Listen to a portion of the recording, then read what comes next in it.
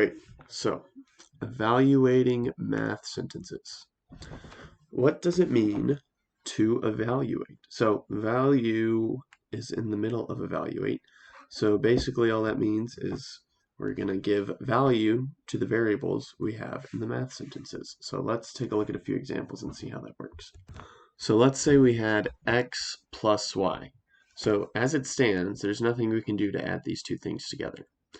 But if we take a look over here, we see that y equals 2 and x equals 3. So you might be able to do this in your head, but let's take a look at how it works. We're going to use substitution. So whenever a variable equals, we know that it equals a certain number, we can substitute that number in for that variable. So let's see. Let's write a new line. So y equals 2. So we're going to replace that y with a 2. And usually it's good to keep them in parentheses just to keep them separate from everything. Then what does x equal? X equals 3. So we're going to do a substitution there as well. So now, instead of x plus y, we have 3 plus 2. 3 plus 2 equals 5. So this is called evaluating. We gave these variables and unknowns value. And by doing that, we were able to simplify the problem into one term.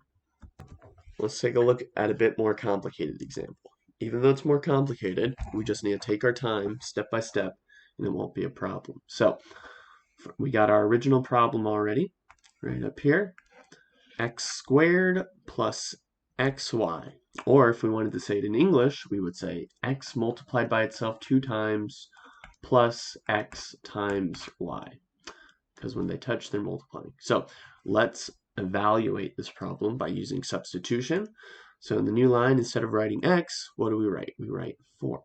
And it's important to keep it in parentheses, especially when we have exponents involved. So instead of x squared, we have 4 squared plus, and instead of x times y, we have 4 times 5. And whenever two parentheses touch each other, that means multiply. So now we can use our order of operations, PEMDAS. P stands for parentheses. Even though these are parentheses, there's nothing to do inside of the parentheses, and that's actually what we're concerned about when we see parentheses. What is there to do inside? Nothing. Everything's already simplified. So PEMDAS, E, exponents. We have an exponent right here.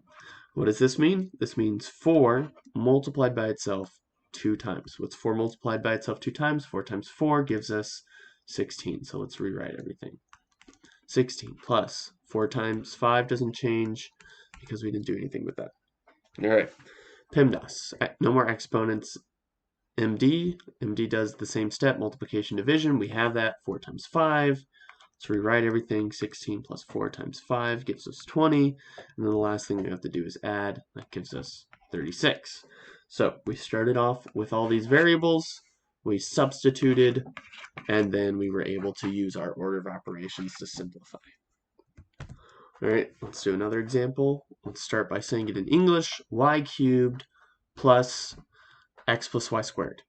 And there's probably a better way to say that, but it works because we see what we're working with. So let's evaluate. Let's put our values in. Instead of writing y cubed, we'll write 5 cubed because y equals 5 we see from over here. And then instead of writing x plus y, we will put 4, we'll keep them in parentheses, plus 5 squared. All right, first things first, P parentheses. Yes, we do have something to do inside of these parentheses right here. So what's 4 plus 5? That's going to give us 9. We'll rewrite everything else. All right, parentheses, E exponents. Yes, we have 2 sets of exponents. So let's do this first one. 5 multiplied by itself 3 times. That's going to be 5 times 5 times 5. And you can take your time to do that. And I'll just tell you right now it's 125. And then over here we have 9 multiplied by itself twice. 9 times 9 is 81. All we have left to do is add. And that should give us 206. So evaluating. All we got to do is take our time and take it slow. All right, so let's take a look at an area formula. And if you don't know what an area is, that's fine because we don't really need to know to use our substitution evaluating trick. So let's take a look at this. I'll translate it into English. So area equals pi times the radius squared. And this is the area for a circle. So we take the radius, which is the center of the circle to the edge, we square it and we multiply it by pi. If you don't know what pi is, that is a special button on your calculators. It's a pretty much 3.14. So that's what we'll use in this example. 3.14. So we're trying to calculate the area. We have two things to substitute. So let's go ahead and substitute. Area equals, we know that pi is 3.14, and we know that r is 3 feet. Okay, now squared, don't forget that. Using our order of operations, p are the parentheses, yes, but there's nothing to do inside of the parentheses, so now we go to exponents. We have it right here.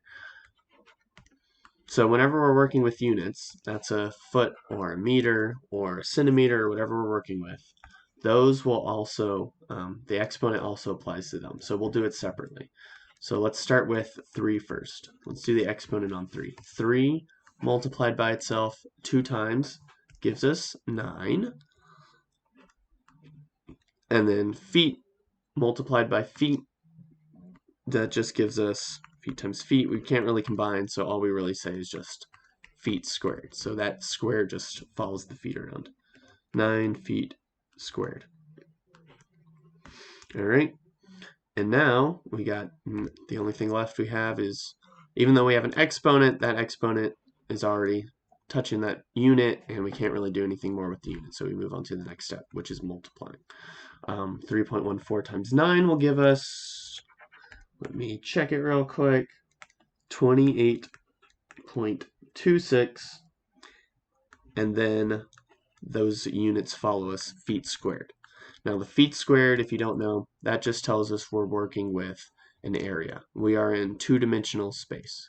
A feet just measures a straight line, but feet squared measures an area, which is, it could be a square or circle in our case.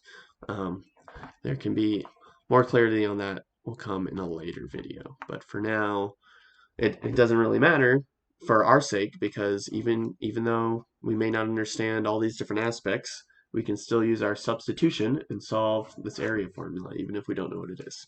So that's nice. Okay, let's take a look at temperature. So this little equation here tells us how to convert degrees in Celsius from degrees in Fahrenheit.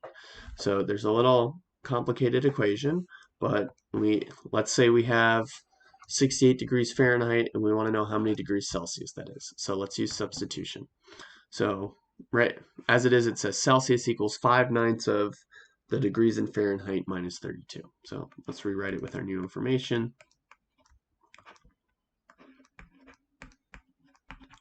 Okay, PEMDAS, parentheses, yes, we have something to do inside of our parentheses. 68 minus 32 will give us, what will it give us? 36, looks right. 36. All right, and now we have multiplication. Well, multiplication and division. So even though we have division right here, we can really, since they're already in one group together, we can do it whichever way we like. And what we usually like to do is since we have a fraction already, let's turn 36 into a fraction and use cancellation. So if there are any factors in common with the top and the bottom, yes, our 36 and our 9. 36 divided by 9 gives us 4. 9 divided by 9 is 1. That just leaves us with a 5 times 4 on the top. Celsius equals 20. So that tells us, using this formula, that says when it's 68 degrees Fahrenheit outside, it's 20 degrees Celsius. Those are so these are just a couple examples of substitution. But as long as you have your formula and you know what the variables you need to substitute in are, you just substitute those in and follow order of operations for the rest.